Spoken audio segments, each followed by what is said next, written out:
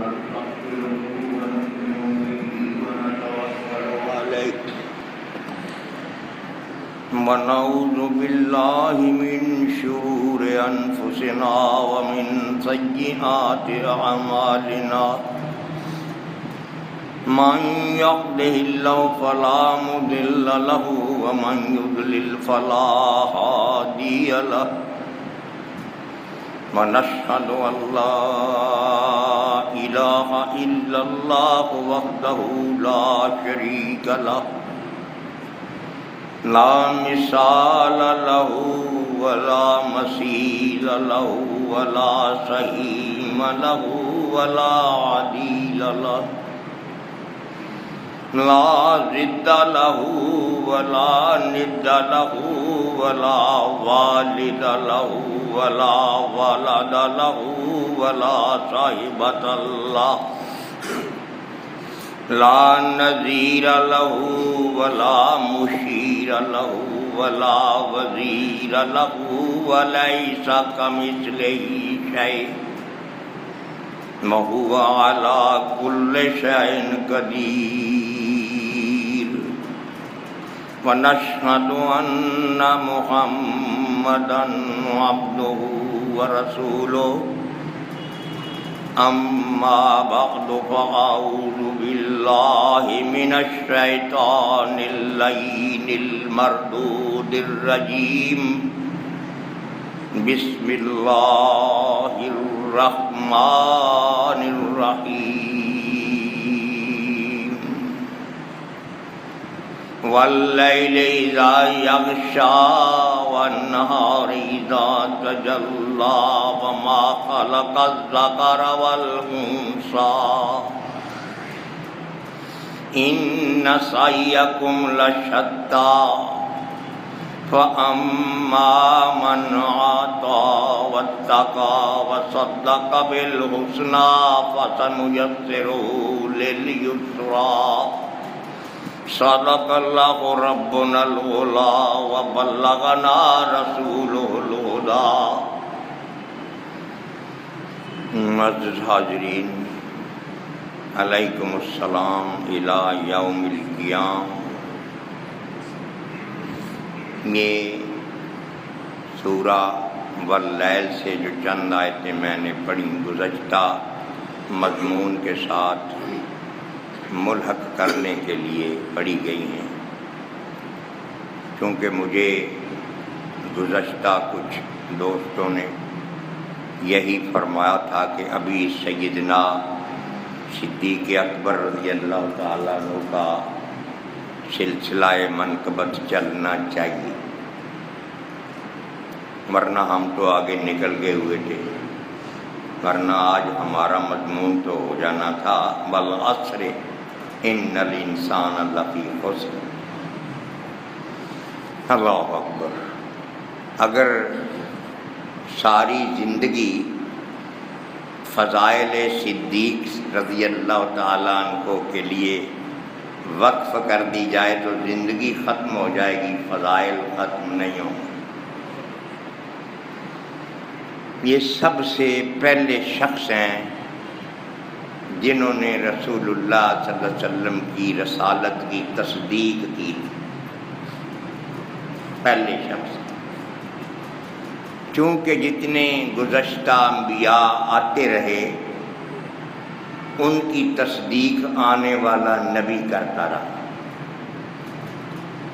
موسیٰ علیہ السلام کی تصدیق حضرت عیسیٰ علیہ السلام نے کی، حضرت عیسیٰ علیہ السلام کی تصدیق ہمارے پیغمبر صلی اللہ علیہ وسلم نے فرمائی. اب حضور کے بعد تو نبوت کوئی نہیں تھی. اب حضور کی تصدیق کے لیے اس صدیق کو تصدیق کرنا پڑا. ان کا نام بھی اللہ رب العزت نے صدیق فرمایا. یہ جبریل نے حضور سے فرمایا کہ یہ صدیق ہیں اور آپ کی تصدیق کرنے کے لیے یہی کافی ہے. بلکہ جب حضور معراج سے واپس تشریف لائے تو عرض کیا بارگاہ الوہیت میں کہ میں ہو کے تو آیا ہوں معراج سے، میری تو بات ہی کوئی نہیں مانے گا۔ تو جبریل نے آ کے کہا کہ اللہ کا فرمان ہے کہ آپ کی تصدیق ابو بکر کریں گے۔ اور یہی بات ہوئی کہ جب حضور نے بیان فرمایا کہ رات کے کچھ حصے میں نے بیت المقدس کی سیر کی، وہاں سے وہاں گیا، یہ ساری باتیں جو کیں تو لوگ کچھ تالیاں بجانے لگے، کچھ سر پیٹنے لگے، کچھ ہنسنے لگے کہ یہ کیسی بات ہے، رات کے تھوڑے سے حصے سے ہو کے بھی آ گیا، یہ بات ہماری سمجھ میں نہیں آتی۔ کیونکہ قرآن نے بھی کہا تھا سبحان الذی اسریٰ بعبدہ لیلا، اب لیلن کے اوپر جو دو زبریں ہیں یہ تقلیل وقت کا فائدہ دیتی ہیں کہ رات کے تھوڑے سے حصے میں، پوری رات نہیں گزری۔ یہ جو تنوین ہے دو زبروں والی، یہ اس بات کی دلیل ہے کہ قلت بیان کر رہی ہے کہ رات کے تھوڑے سے حصے میں۔ اب جب یہ بیان کیا اللہ اکبر تو مانتا کوئی نہیں تھا، تو کچھ لوگ ان میں ابو جہل بھی تھا، اس نے جا کے تو ابو بکر رضی اللہ تعالیٰ عنہ سے کہا آج تیرا صاحب کچھ اور ہی بات کر رہے ہیں۔ تو کیا کہہ رہے ہیں؟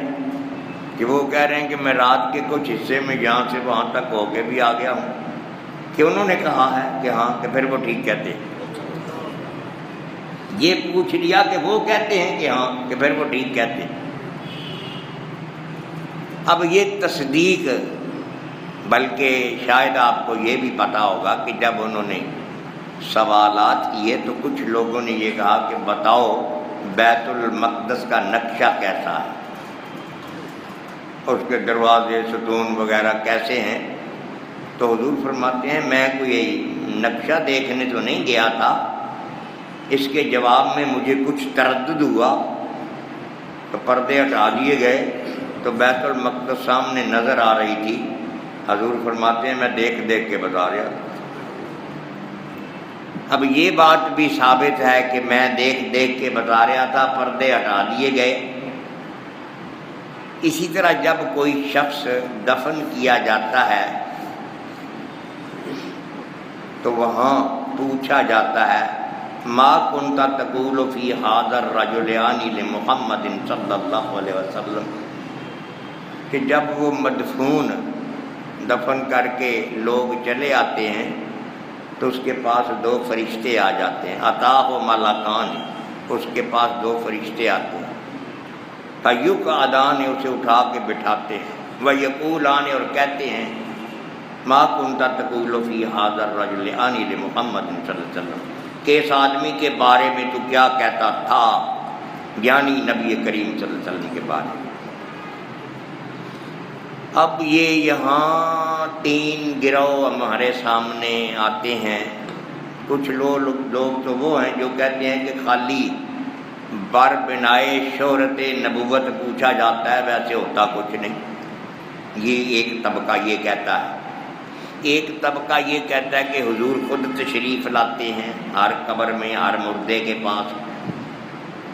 دو، تیسرا کہتا ہے نہیں، نہ تو حضور آتے ہیں اور نہ ان کی بات ٹھیک ہے، درمیانی پردے اٹھا دیے جاتے ہیں، حضور اپنے رفیع المرتبت مقام پہ رہتے ہیں اور پوچھا جاتا ہے ما کنت تقول فی ھذا الرجل، ھذا چونکہ اس میں اشارہ ہے اور اس میں اشارہ مشار الیہ کو مقتضی ہے۔ مشار الیہ ضرور چاہیے اس میں اشارہ کے لیے، کہ اشارہ کرنے کے لیے کوئی چیز تو چاہیے نا جس کی طرف اشارہ کیا جا رہا ہے، تو ھذا اس میں اشارہ ہے۔ ما کنت تقول فی ھذا الرجل، اس آدمی کے بارے میں، تو پردے اٹھا لیے گئے، حضور اپنے مقام پر ہے۔ یہی بات محدثین نے لکھی ہے۔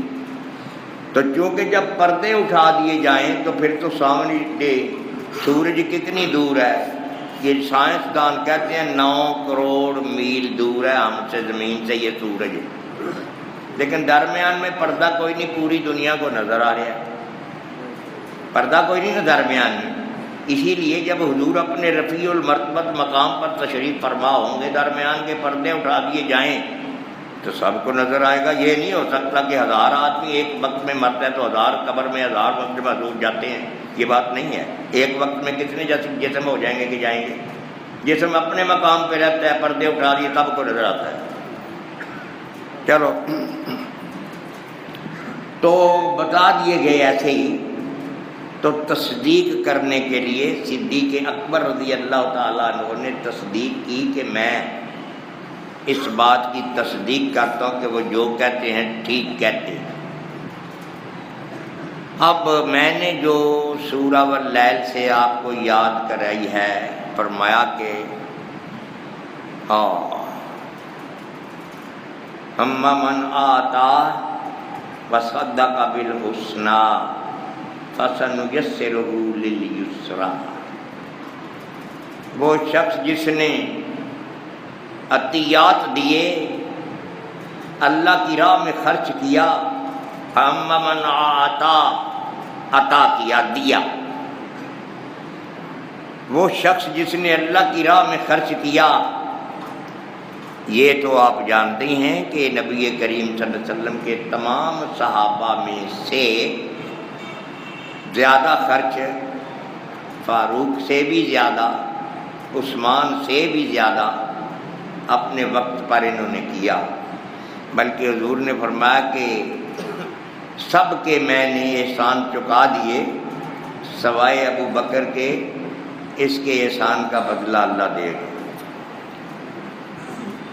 اب مورخین نے یا مفسرین نے جو بیان کیا کہ 40,000 درم نقد ان کے ہاں موجود تھے جس دن انہوں نے لا الہ الا اللہ محمد رسول اللہ پڑھا تھا۔ انہوں نے غلام آزاد کرانے میں خرچ کر دیے، اللہ کی راہ میں دینے میں خرچ کر دیے۔ 4,000 صرف رہ گئے تھے جب ہجرت کر کے مکہ سے مدینہ کو پہنچے۔ وہاں تجارت کرتے رہے اور جو کچھ کماتے رہے اللہ کی راہ میں دیتے رہے۔ اور یہ بھی آپ کو یاد ہوگا کہ ایک دن حضور نے فرمایا کہ بھائی اللہ کی راہ میں دینے کے لیے لاؤ، تو یہ سارا سامان گھر کا لے گئے۔ تو صدیق اکبر کے مقابلہ میں سیدنا فاروق رضی اللہ تعالیٰ آدھا چھوڑ گئے، آدھا لے گئے۔ تو پوچھا حضور نے کہ عمر کیا گھر میں کیا چھوڑ کے آیا ہے؟ تو عرض کیا کہ نصف لے آیا ہوں، نصف چھوڑ آیا ہوں۔ بہت بڑی بات ہے۔ جب صدیق سے پوچھا تو انہوں نے کہا سب کچھ لے آیا ہوں، پیچھے اللہ اور اللہ کے رسول کی محبت ہے۔ تو یہ اپنا بڑی بات ہے۔ جب رسول اللہ صلی اللہ علیہ وسلم کی تصدیق کا وقت آیا تو یہی مصدق ہیں۔ تو جو تصدیق کرتا ہے، پہلے تو نبی کرتے تھے، اب نبی تو کوئی آ نہیں سکتا تھا، اور نبی کے بعد دوسرا درجہ صدیق کا۔ چونکہ جب درجے گنے گئے نا تو ان الذین انعم اللہ علیہم، ہم روز کہتے ہیں اہدنا الصراط المستقیم صراط الذین انعمت علیہم، اے اللہ ہمیں سیدھی راہ پر چلنے کی توفیق عطا فرما، اس راہ پر جس راہ پر وہ چلے جن پر تو نے انعام کیا۔ آگے کیا ہے؟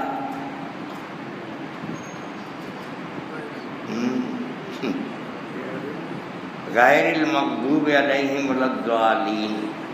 یہ کچھ لوگوں نے اس کے تراجم غلط کیے۔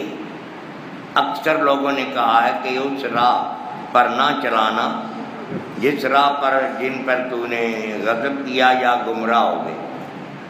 یہ بات نہیں، یہ ترجمہ غلط ہے۔ اصل ترجمہ کیا ہے کہ یہ صفت ثانی ہے پہلے، اے اللہ ہمیں سیدھی راہ پر چلا، ان لوگوں کی راہ پر جن پر تو نے انعامات فرمائے اور جو نہ تیرے غضب میں آئے اور جو نہ گمراہ ہو۔ بات کی سمجھ آئی؟ اصل ترجمہ یہ ہے، یہ صفت ثانی ہے ان کی۔ بہرحال چلو، اللہ اکبر۔ تو پروردگار فرماتے ہیں کہ جن پر ہم نے انعام کیے وہ کون ہیں؟ من النبیین والصدیقین والشہداء والصالحین. یہ 4 کیٹیگریز، 4 درجے بتائے. پہلا درجہ تو ہے انبیاء کا، نبیین کا.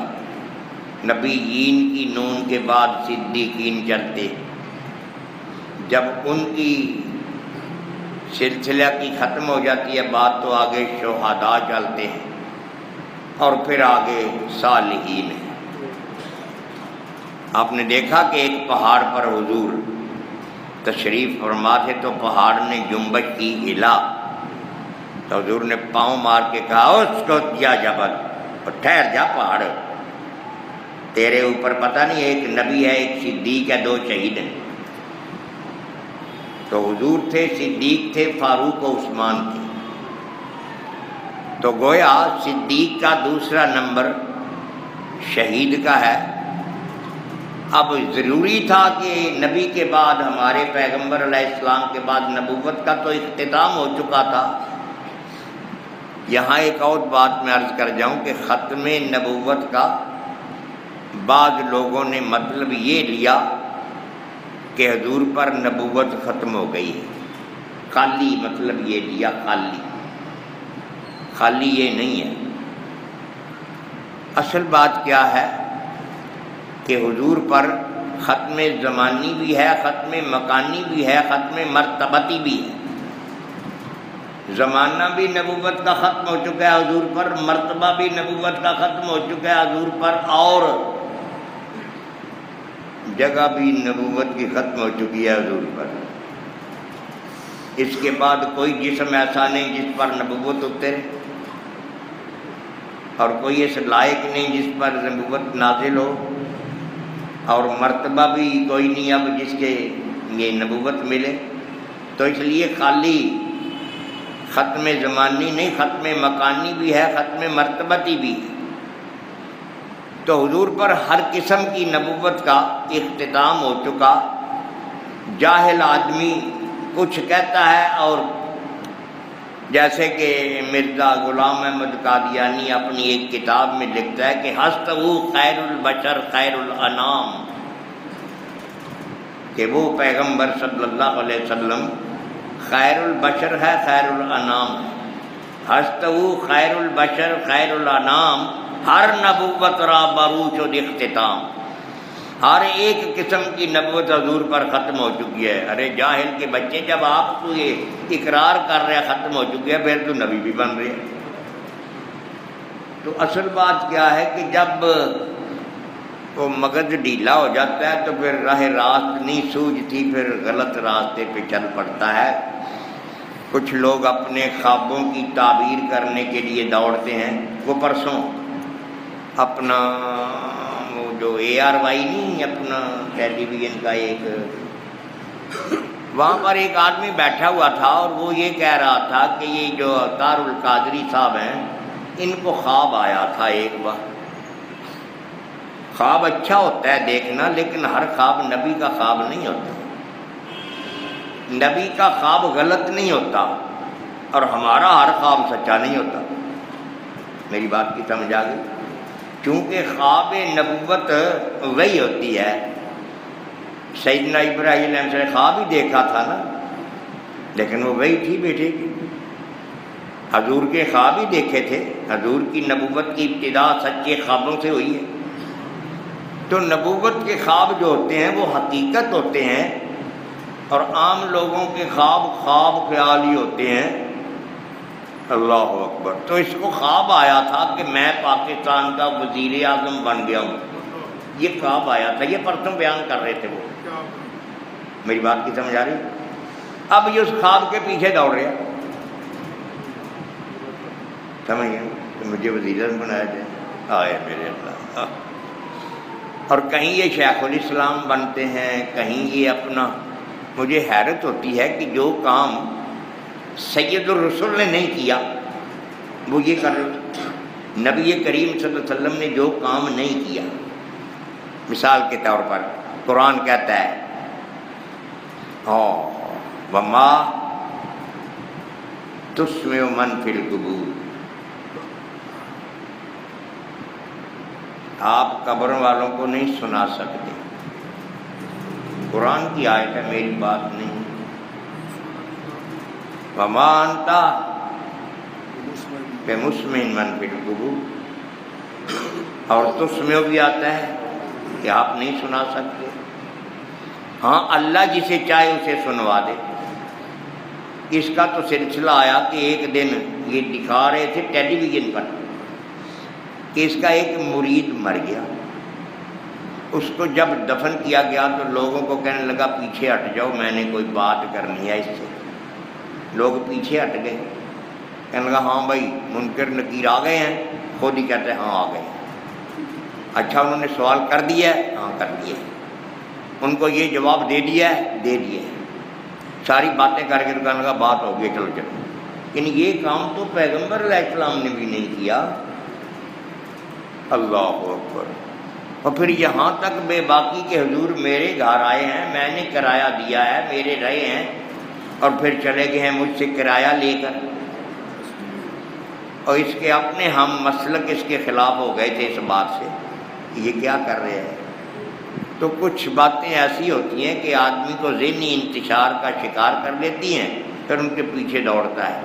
اگر تو اللہ والا ہے تو تجھے کیا ضرورت ہے مصیبتوں میں پھنسنے کی؟ اصل بات کیا ہے؟ مجھے ایک شعر یاد آ گیا مولوی رومی کا۔ وہ کہتے ہیں زاں کی ہستی سخت مستی آورد، زاں کی ہستی سخت مستی آورد، مطلب کیا؟ ہستی کا معنی ہے دنیا کا مال و منال۔ یہ دنیا کا مال و اسباب آدمی کو بدمست کر دیتا ہے۔ یہ بات کہی انہوں نے۔ زاں کے ہستی سخت مستی آورد، عقل از سر شرم از دل می برد۔ سر سے عقل لے جاتی ہے اور دل سے شرم لے جاتی ہے۔ وہ بے عقل بھی ہو جاتا ہے، بے شرم بھی ہو جاتا ہے۔ یہ دنیا کے مال و اسباب کے لالچ میں اس کی بہتات اور کثرت سے یہ عالم ہو جاتا ہے کہ مال بنتا جائے، جو مرضی کہتے رہو۔ آپ یہ میرے چھوٹے چھوٹے بھائی ہیں، ہم کو بڑے لوگوں میں سے نہیں ہیں، محنت کر کے روٹی کما کے یہ کھان والے سارے میرے بھائی ہیں، لیکن ان میں غیرت اتنی ہے کہ اگر کوئی شخص ان کو برا بھلا کہے تو اس سے ملنا چھوڑ دیں گے۔ یعنی اگر کمزور ہیں تو ملنا چھوڑ دیں گے، اور اگر طاقتور ہیں تو اس سے لڑیں گے۔ لیکن ان کی حیا اتنی ختم ہو چکی ہے کہ ہر چینل ان کو برا کہہ رہے ہیں، آدمی ان کو برا کہہ رہے ہیں، مگر ان کو کوئی شرم نہیں آتی۔ اللہ ہے جی، اللہ اکبر۔ تو بات کتنی سچی ہے رومی کی کہ شرم از دل می برد، عقل از سر شرم از دل می برد۔ سر سے عقل اور دل سے شرم لے جاتی ہے یہ مال کی کثرت۔ چلیے اپنے مضمون کی طرف کہ پروردگار نے یہ فرمایا کہ اما من آتا فاما من آتا، بس جس نے اللہ رب العزت کی راہ میں عطائیت کی، خرچ کیا، داد و دہش کی۔ اب رہا یہ سوال کہ الذین ينفقون اموالهم فی سبیل اللہ، قرآن کیا کہتا ہے کہ وہ لوگ جو اللہ کی راہ میں اپنے مال کو خرچ کرتے ہیں، مثل الذین ينفقون اموالهم فی سبیل اللہ، ان لوگوں کی مثال ایسی ہے کمثل حبۃ انبتت سبع سنابل، جیسے ایک دانہ بویا جائے تو اس سے 7 بالیاں اگیں، ایک ایک بالی پہ ایک ایک سٹا لگے، ایک ایک سٹے میں 100 دانوں، کتنے ہو گئے؟ 700۔ انبتت سبع سنابل فی کل سنبلۃ مئۃ حبۃ، ہر ایک سٹے میں 100 دانے۔ واللہ یضاعف لمن یشاء، اتنے پہ بس نہیں، جس کی چاہے اللہ اور بڑھا دے۔ گویا 700 تک تو بتا دو کہ 1 روپیہ جو خرچ کرتا ہے ہم 700 دیں گے، 1 پیسہ جو خرچ کرتا ہے اس کو 700 پیسہ دیں گے، لیکن یہاں پہ بس نہیں کیا، اللہ یضاعف لمن یشاء واللہ واسع علیم، جتنا چاہیں وہ اور بھی بڑھا دے، کون روکنے والا ہے انہیں؟ بھائی ان کے دستے قدرت کو، ہاں یرزق من یشاء بغیر حساب، حساب ہی نہیں رہتا دینے کا۔ تو 700 گنا جب یہ وعدہ ہو اللہ کا اور پیغمبر علیہ السلام سنا رہے ہوں اللہ کے وعدے کو، وہی بتا رہی ہو کہ 1 پیسہ خرچ کرو گے 700 پیسے، 1 روپیہ خرچ کرو گے 700 روپیہ۔ تو صدیق نے یہ بات سمجھ لی تھی، کیونکہ مزاج شناس نبوت سب سے زیادہ یہ تھے، کیونکہ نبوت کے بعد مقام صدیق کا تھا۔ اور شاید آپ کو یہ معلوم ہوگا کہ سورہ مریم میں جب یہ ذکر آتا ہے وَاذْكُرْ فِي الْكِتَابِ ابراہیم اِنَّهُ كَانَ صِدِّيقًا نَبِيًّا، صدیق اور نبی کے درمیان کوئی شے نہیں، واو بھی نہیں، کہ وہ صدیق نبی تھا۔ تو گویا صدیق کے بعد فوراً نبوت ہے اور نبوت کے بعد فوراً صدیقت ہے، تو گویا ان دونوں کے درمیان کوئی شے نہیں۔ اسی لیے قرآن پاک نے فرمایا والذین معہ محمد الرسول اللہ والذین معہ اشداء علی الکفار رحماء بینہم تراہم رکعا سجدا یبتغون فضلا من اللہ ورضوانا۔ کہ آؤ تمہیں ہم بات سنائیں، محمد صلی اللہ علیہ وسلم تو اللہ کے رسول ہیں، محمد الرسول اللہ، وہ تو اللہ کے رسول ہیں، اور رسول بھی وہ ہے کہ خاتم النبیین ہیں، ان کے بعد کوئی رسول نہیں۔ فما محمد ابا احد من رجالکم، فما محمد ابا من احد من رجالکم ولکن رسول اللہ و خاتم النبیین، تمہارے بالغ مردوں میں سے وہ کسی کا باپ نہیں، اللہ کا رسول ہے اور خاتم النبیین، نبیوں کا معاملہ ختم ہو چکا وہاں پر۔ تو اس نبی کی جب بات آئی تو پیغمبر علیہ السلام نے اس بات کو اور روشن کر دیا کہ جب یہ فرمایا کہ کاغذ قلم دوات لاؤ، میں کچھ لکھ دوں، اکتب لکم لا تضلوا بعدی، میں کچھ لکھ دوں تمہارے لیے، میرے بعد گمراہ نہ ہو جاؤ، اور کوئی ہرس کرنے والا ہرس نہ کرے۔ تو سیدہ عائشہ رضی اللہ عنہا نے عرض کیا کہ یا رسول اللہ صلی اللہ علیہ وسلم، ابو بکر بڑے رقیق القلب ہیں، وہ آپ کو نہیں دیکھیں گے قرآن نہیں سنا سکیں گے، آپ کو اگر نہیں دیکھیں گے تو قرآن نہیں سنا سکیں گے، آپ عمر کو بلا لیجئے۔ فرمایا میں نے کہا کہ ابو بکر کو بلاؤ۔ سیدہ عائشہ نے حضرت حفصہ سے کہا رضی اللہ عنہا کہ تم اپنے باپ کو بلاؤ، میری بات تو حضور نے نہیں مانی۔ انہوں نے حضور سے کہا کہ حضور میں اپنے باپ عمر کو بلاؤں؟ حضور نے فرمایا یوسف کی عورتوں کی طرح باتیں کر رہی ہو، میں نے کہا ابو بکر کو بلاؤ۔ جب یہ غصے سے حضور نے فرمایا تو سیدہ حفصہ نے جا کے حضرت عائشہ سے غصے میں کہا کہ تجھ سے مجھے خیر کی امید نہیں، یعنی مجھے بھی گرکی دلوا دو۔ تو سیدنا صدیق کو بلوایا گیا اور عبد الرحمن کو بلایا گیا، حضرت صدیق کے بیٹے کو عبد الرحمن بن ابو بکر کو، تو کہا قلم دوات لاؤ۔ وہ اٹھنے لگا تو کہا نہیں ضرورت نہیں، اللہ کے فرشتے اور مومن قبول ہی نہیں کریں گے سوائے اس کے کسی کو، اس لیے اب ضرورت نہیں۔ چلو باتیں تو وہاں بھی بہت ہوئیں جن کا یہاں مقام نہیں ہے کرنے کا۔ سیدنا علی رضی اللہ تعالیٰ عنہ فرماتے ہیں کہ میں بیمار نہیں تھا، میں غیر حاضر بھی نہیں تھا، میں حضور کا چچا زاد بھائی بھی ہوں، داماد بھی ہوں، ان کا دست پروردہ بھی ہوں، انہی کے گھر میں پلا ہوں، حضور کے گھر میں۔ لیکن حضور نے کسی کو نہیں ابو بکر کو کہا کہ جماعت کراؤ، نماز پڑھاؤ۔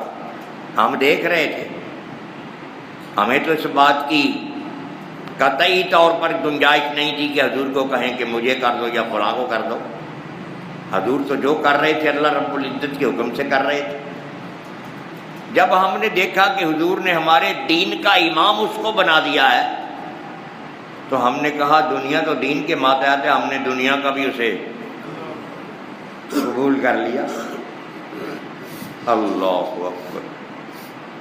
تو گویا صدیق اکبر رضی اللہ تعالیٰ عنہ نے کو زبردستی خلافت نہیں دی،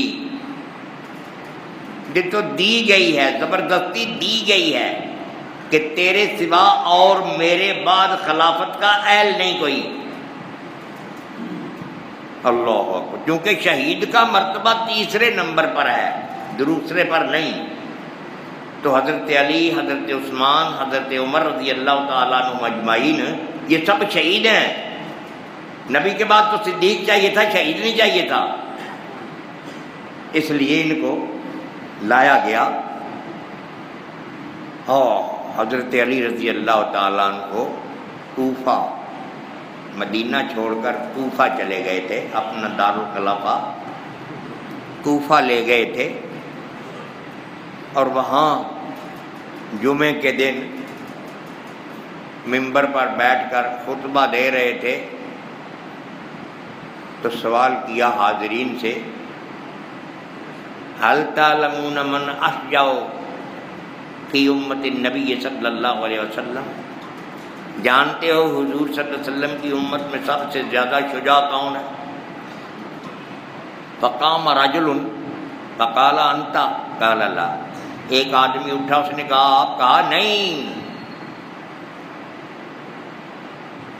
ابو بکر تھے، وہ شجاع تھے، ہم نہیں۔ اس کے بعد خود ہی بیان کیا کہ ہم نے دیکھا کہ امیہ بن خلف نے نبی کریم صلی اللہ علیہ وسلم کے گلے میں چادر ڈالی اور مروڑ رہا تھا، ہم میں سے دیکھنے کے باوجود کوئی قریب نہیں جا رہا تھا، دور سے دیکھا ابو بکر رضی اللہ تعالیٰ عنہ نے سورت برق کی طرح دوڑے، بجلی کی طرح دوڑتے ہوئے آئے، اسے مکہ مارا، یہ 5-4 تھے، کسی کو گونسا مارا، کسی کو لات ماری، اور بڑے غصے سے کہا اتقتلون رجلا ان یقول ربی اللہ، کیا اس آدمی کو اس لیے قتل کرنا چاہتے ہو کہ یہ کہتا ہے کہ میرا رب اللہ؟ یہ جرم ہے اس کا۔ حضرت علی رضی اللہ تعالیٰ عنہ فرماتے ہیں کہ ہم نے اس دن دیکھا کہ یہ ناتوان، یہ پریرے بدن والا، نحیف البدن کتنا شجاع ہے، اس نے کسی کی پرواہ نہیں کی، اور اس نے کہا کہ اگر تیرے یہ مجھ پر احسان نہ ہوتے تو میں جواب دیتا، بلکہ بہت بڑا جملہ کہا جو حدیث کی کتابوں میں ہے، امسس بذر اللہ، بڑا غصے سے ہوئے مار کے مکہ، تو کہا کہ جا، لات ایک بت تھا عورت کا، لات عورت تھی جس کا یہ بت تھا، تو کہا کہ جا لات کی شرمگاہ چاٹ، بہت بڑی بات تھی، لیکن بولا نہیں وہ، کہنے لگے دوسری بات دیکھی ہم نے کہ بدر کے مقام پر جب عریشہ حضور کا لگایا گیا خیمہ چھوٹا سا، تو پوچھا گیا کہ کون حفاظت کرے گا حضور کی، تو کوئی نہیں بولا سوائے صدیق کے کہ میں کروں گا۔ 3 بار پوچھا گیا، 3 بار وہی آدمی بولا۔ رات کو تمام سو گئے۔ میدان بدر میں دونوں فوجیں، اہل ایمان کی اور شیطان کی فوجیں اپنے اپنے مقام پر سو گئیں، یہ آدمی جاگتا رہا، یہ حضور کا پہرا دیتا رہا۔ حضور سجدے میں پڑے رو رہے ہیں اور اللہ سے کہہ رہے ہیں کہ اللہ تو نے وعدہ کیا ہے آج پورا کر، یہ بڑی محنت کر کے میں آدمی بنا کے لایا ہوں تیری بارگاہ میں، یہ 313 شجاعت کے پتلے تیری بارگاہ میں پیش کیا ہے، اگر یہ آج ختم ہو گئے تو قیامت تک تیری عبادت کرنے والا کوئی نہیں ہوگا۔ حضور رو رو کے دعا کر رہے تھے اور یہ پاس بیٹھا پہرا دے رہا، رو رہا اور آمین کہہ رہے، باقی ساری دنیا سو رہی تھی۔ تو یہ مقام تھا اس شخص کا جسے حضور نے خلیفہ بنایا، کوئی یوں ہی نہیں بنا دیا۔ اللہ اکبر۔ ایک دفعہ پوچھا گیا سیدنا علی رضی اللہ تعالیٰ عنہ سے کہ سیدنا صدیق کے بارے میں کچھ فرمائیے، کہا اس کے بلند درجات کو میں نہیں سمجھ سکتا کہ کتنا بلند مرتبہ تھا وہ آدمی، وہ سیدھی راہ پہ چلنے والوں کا امیر تھا۔ اللہ اکبر۔ مگر اپنے بعد میں آنے والوں کے لیے دشواریاں پیدا کر گیا۔ وہ کیوں؟ کہ جب دنیا سے رخصت ہونے کا وقت آیا تو پوچھا کہ جس دن میں خلیفہ بنا تھا اس کے 2 سال گزر گئے ہیں، آج میرا وقت دنیا سے جانے کا آ گیا، بتاؤ میری جائیداد میں کیا بڑا ہے، ان 2.25 سالوں میں کیا زیادتی ہوئی ہے؟ تو حساب لگا کے بتایا گیا ایک غلام ہے، ایک اونٹ ہے اور ایک چادر ہے، بس ایک چادر، ایک غلام، ایک اونٹ۔ فرمایا کہ چادر اور اونٹ میرے آنے والے بعد میں خلیفہ کو دے دو، غلام کو آزاد کر دو۔ اب جب یہ چیزیں پہنچائی گئیں حضرت فاروق کے پاس تو روئے کہ اللہ تجھ پہ رحمت کرے، اتنی دشواریاں پیدا کر گئے کہ ہمارے آنے والوں کے لیے مشکل ہو گئی۔ یہ بہت بڑی بات تھی، حالانکہ سیدنا فاروق رضی اللہ تعالیٰ عنہ بہت بڑے دنیا سے بیزار نظر آتے ہیں، دنیا کا کوئی مال محبت سے نہیں دیکھتے، پھٹے پرانے کپڑے پہنتے ہیں، پیوند لگاتے ہیں، اور بیٹی دیکھتی ہے کہ لاکھوں نہیں کروڑوں درہم بانٹ رہے ہیں مگر آپ پیوند لگے کپڑے پہنے ہوئے ہیں۔ تو سیدہ حفصہ نے کہہ ہی دیا کہ ابو آپ امیر المومنین ہیں، کوئی 1-2 قمیض اپنے لیے نئی سلوا لو۔ اپنی بیٹی سے کہا کہ مجھے گمراہ کرنے کے لیے آ گئی، نبی کریم صلی اللہ علیہ وسلم کو نئے کپڑے پہنتے دیکھا تو نہیں، اور حالت ہی کیا تھی۔ مجھے تو حیرت ہوتی ہے کہ وہ کیا شے تھی جو ان لوگوں میں اندر جاتے ہی دنیا سے بیگانہ کر دیتی تھی، اپنے لوگوں سے ہٹا دیتی تھی۔ آپ دیکھو گے تو حیران ہوگے کہ جب یہ ابو سفیان مدینے گیا تو سیدھا اپنی بیٹی کے گھر گیا پہلے۔ اللہ اکبر۔ وہ حضور کی بیوی تھی، تو اس نے دوڑ کے وہ بستر اٹھا لیا جس پر حضور کا بستر تھا، وہ چارپائی سے بستر کو اکٹھا کر دیا۔ تو ابو سفیان نے کہا کہ یہ کیا؟ کہا کہ مشرک حضور کے بستر پر نہیں بیٹھ سکتا۔ بیٹی باپ کو کہہ رہی ہے، مشرک نبی کریم صلی اللہ علیہ وسلم کے بستر پر بیٹھنے کی طاقت نہیں رکھتا، اس کو اجازت نہیں ہے کہ شرک کا جسم حضور کے بستر پر بیٹھے۔ آج ہم روز وعدہ کرتے ہیں وَنَخْلَعُ وَنَتْرُكُ مَن يَفْجُرُكَ، کہتے ہیں روز کہ ہم خلا کرتے ہیں، ہم چھوڑتے ہیں تیرے نافرمان کو۔ اے اللہ جو تیرا نافرمان ہے ہمارا اس سے کوئی تعلق نہیں۔ تو ہمارے بچے نماز نہیں پڑھتے، اللہ کی کوئی بات نہیں مانتے، پھر ان کو گھر میں رکھتے ہیں، روز وعدہ کرتے ہیں، روز کرتے ہیں، روز کرتے ہیں، روز کرتے ہیں۔ اللہ اکبر۔ تو وہ زمانہ اور یہ زمانہ برابر کیسے ہو سکتا ہے؟ وہ لوگ اور یہ کیسے برابر ہو سکتے ہیں؟ وہ آئے چلے گئے، اب قیامت تک ان کا ثانی پیدا نہیں ہوگا۔ ایسے ہی نہیں فرمایا تھا حضور نے کہ میرا کوئی صحابی، اللہ اکبر، جموں کا ایک ٹوپا، جموں کا ایک ٹوپا اگر اللہ کی راہ میں خرچ کرے، ٹوپا 1.5 سیر کا ہوتا ہے، 1.5 سیر جموں اللہ کی راہ میں خرچ کرے، اور آنے والے لوگ کوہ احد جتنا سونا اللہ کی راہ میں خرچ کریں تو برابر نہیں ہو سکیں گے۔ گویا اتنے پسندیدہ وہ لوگ تھے۔ اب رہا یہ سوال کہ قرآن پاک نے ایک نہیں، سورہ زمر میں بھی اس بندے کی تعریف فرمائی، سورہ لیل میں بھی فرمائی، اور بھی کئی صورتوں میں اس آدمی کا ذکر آیا، سورہ مائدہ میں بھی ذکر آیا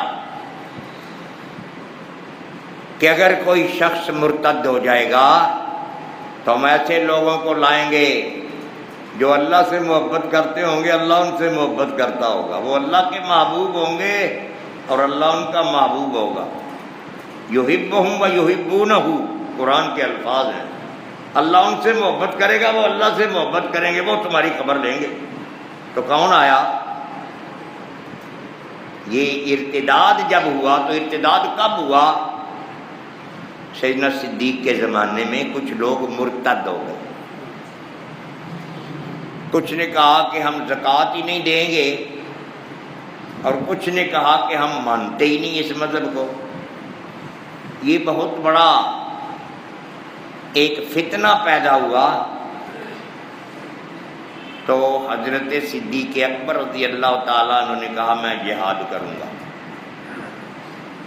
صحابہ نے اس بات کی مخالفت کی کہ یا خلیفۃ الرسول، آپ جہاد نہ کریں، تمام لوگ بگڑ جائیں گے، جو تھوڑے بہت ہیں وہ بھی دوڑ جائیں گے، تو ہم اکیلے رہ جائیں گے، ہمارا دین فتنے میں پھنس جائے گا، مصیبت ہو جائے گی۔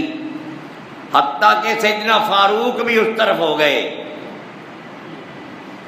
تو حضرت صدیق کا ایمان اتنا مضبوط تھا، کہا مجھے اکیلا بھی نکلنا پڑے گا تو نکلوں گا، اور میں ایک رتی بھی نہیں چھوڑوں گا۔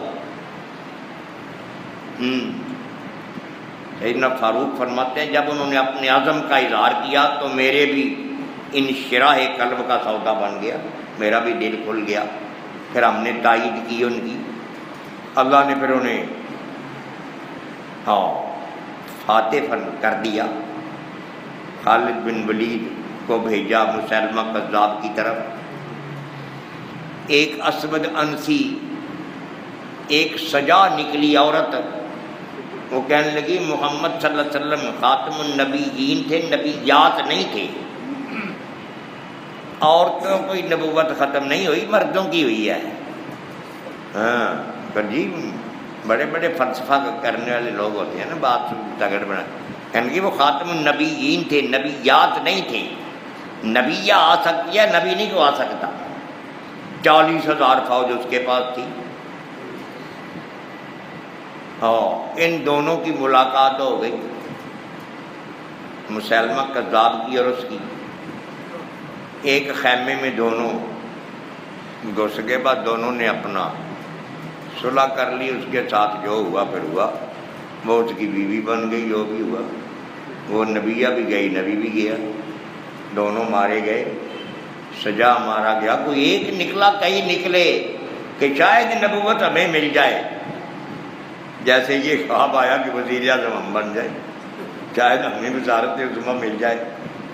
ٹھیک ہے، یہ بات ہم جانتے ہیں کہ اچھے یہ بھی نہیں جو کر رہے ہیں حکومت، اچھے یہ بھی نہیں۔ سب سے پہلی بات تو یہ جمہوریت کو پانی دے رہے ہیں، جمہوریت دین میں ہے ہی نہیں۔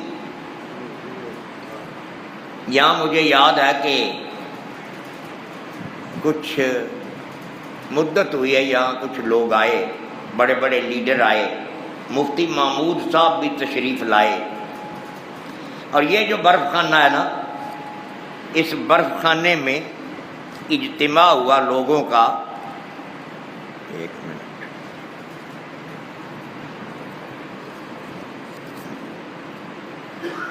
یہ پیر بشیر کا جو برف خانہ ہے وہاں اجتماع ہوا، اس نے حلوے کی اور حلوہ پوری چنوں کی دیگیں پکوائیں، کو 300-400 250-300-400 آدمی اکٹھا ہوا، ان میں بھی تھا، مولوی سلطان محمود بھی تھا، اور بھی لوگ تھے۔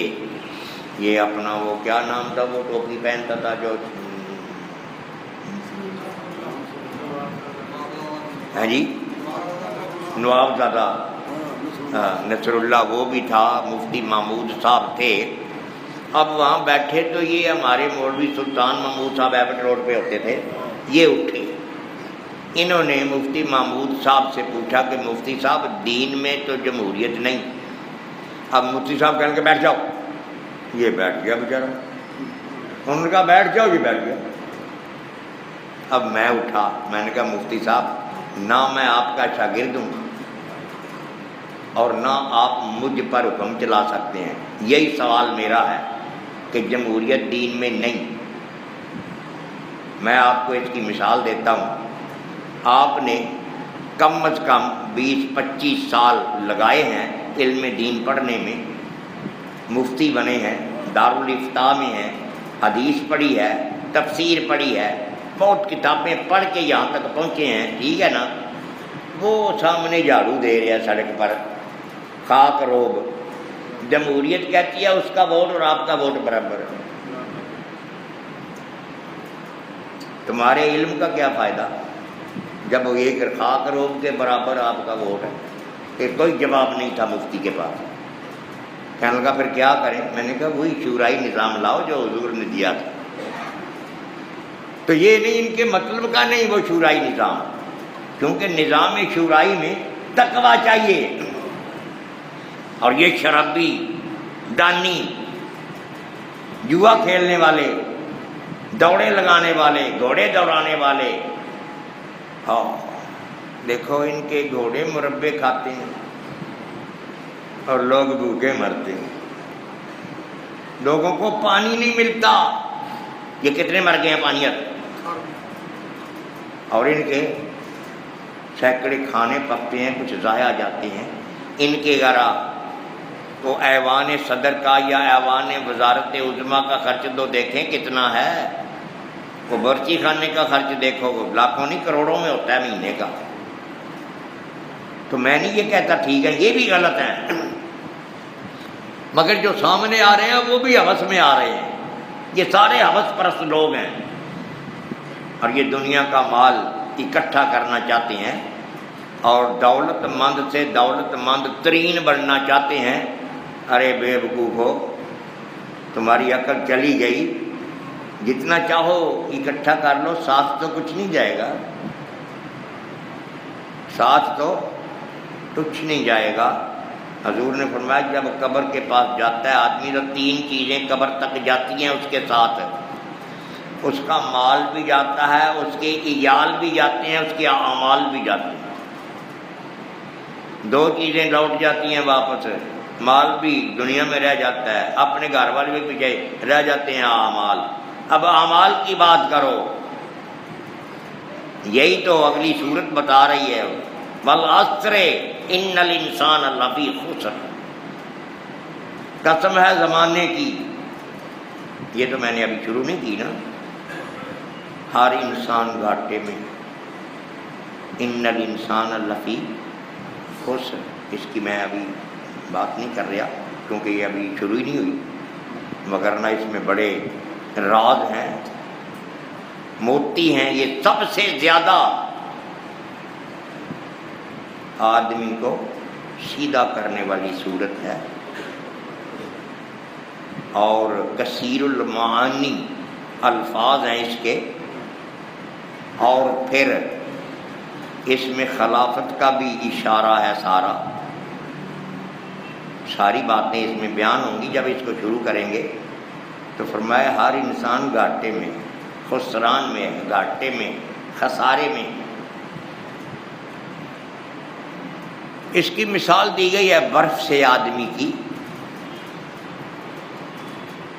کہ اس کی مثال برف ہے، اگر کام میں لے آؤ تو فائدہ، نہ لاؤ تو گھل تو رہی ہے، وہ تو گھل جائے گی۔ اس زندگی کو اللہ کی اطاعت میں لے آؤ تو بہتر ہے، مگر نہ جا تو رہی ہے۔ تو جو لوگ اللہ کی نافرمانیوں میں اپنے اس وجود کو اللہ اکبر۔ اور مولوی رومی نے لکھا کہ سلطان محمود غزنوی نے ایک دن وزراء کو ایک ایک کو بلانا شروع کیا اور ایک ہیرا رکھا، میں دیکھ لوں وقت ہے کہ نہیں ہے، 2000 ایک ہیرا بڑا بیش قیمت سامنے رکھا اور وزیر اعظم سے کہا کہ یہ موتی کتنے کا ہے؟ اس نے کہا جناب بیش قیمت ہے۔ کہا یہ ایرن ہے اور یہ بدان ہے، اس کو رکھو اور توڑ دو۔ اس نے کہا حضور یہ گستاخی میں نہیں کر سکتا، اتنا قیمتی ہیرا میں کیوں توڑوں؟ کہ شاباش یہ لو انعام اور جاؤ۔ اس کو انعام دیا، چلا گیا، دوسرے کو بلایا، اس نے بھی یہی کہا جناب میں کیسے تو اتنا بیش قیمت۔ وہ 5 7 جو وزیر تھے ان کو یہی جواب انہوں نے دیا، انعام لے کے چلے گئے۔ اب جو مخالفت کر رہے تھے اس کو بلایا، ایجاز کو، وہ غلام پالا ہوا تھا، مزاج شناس سلطان تھا۔ اس نے کہا کہ یہ ہیرا دیکھو، دیکھا جی قیمتی ہے، بہت قیمتی ہے حضرت۔ اچھا تو یہ ایرن ہے، یہ بدان ہے، اس کا رکھ کے توڑ دو۔ چنبارہ بدان توڑ دیا۔ اب جتنے تھے نا وہ دیکھنے والے، انہوں نے کہا ابھی سزا ملے گی۔ سلطان محمود نے کہا کہ تم نے توڑ دیا؟ کہ جی ہاں۔ کیوں؟ کہ ہیرا آپ کے حکم سے زیادہ قیمتی نہیں ہے۔ بات ذرا سمجھو، آپ کے حکم سے ہیرا زیادہ قیمتی نہیں ہے۔ ہم نے وہ تو ہیرا تھا بیش قیمت، اور ہم نے چند پیسوں کو بھی اللہ کے حکم سے بہتر سمجھا ہوا ہے، اللہ کے احکام کو پس پش ڈالا ہوا ہے چند پیسوں کے لیے۔ وگرنہ اس محلے میں اتنی، یہ دوسرے محلوں سے لوگ آئے ہوئے، اس محلے کے تو لوگ ہی کم ہیں۔ مساجد میں رونق کیوں نہیں؟ پیسے کی محبت میں پیچھے رہ گئے۔